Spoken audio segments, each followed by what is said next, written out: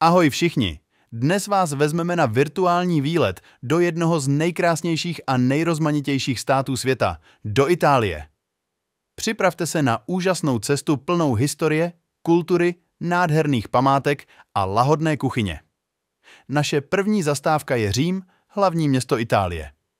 Řím je plný ikonických památek, jako je Koloseum, Pantheon a Forum Romanum. Procházka po těchto historických místech nám poskytne jedinečný pohled do života starověkých Římanů. Nezapomeňte také navštívit Vatikán, nejmenší stát na světě a sídlo papeže, kde můžete obdivovat baziliku svatého Petra a Sixtinskou kapli. Další zastávkou je Florencie, kolébka renesance. Toto město je domovem mnoha uměleckých pokladů, včetně slavné sochy Davida od Michelangela a nádherné katedrály Santa Maria del Fiore s její ikonickou kopulí. Procházka po úzkých uličkách Florencie je jako cesta zpět v čase. Nyní se přesuneme do Benátek, města kanálů a gondol. Benátky jsou známé svými romantickými vodními cestami, úchvatnými paláci a náměstím svatého Marka. Projížďka gondolou po Velkém kanálu je nezapomenutelným zážitkem, který vám umožní obdivovat krásu tohoto jedinečného města.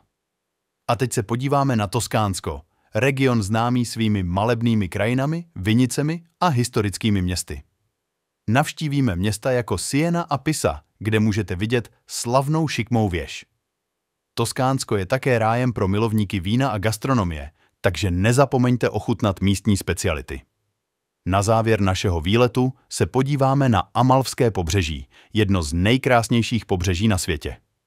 S jeho strmými útesy, malebnými vesnicemi a azurovým mořem je to ideální místo pro relaxaci a obdivování přírodní krásy.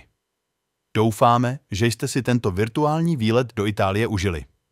Pokud se vám video líbilo, nezapomeňte dát like a odebírat náš kanál pro další úžasné výlety. Děkujeme za sledování a těšíme se na vás příště.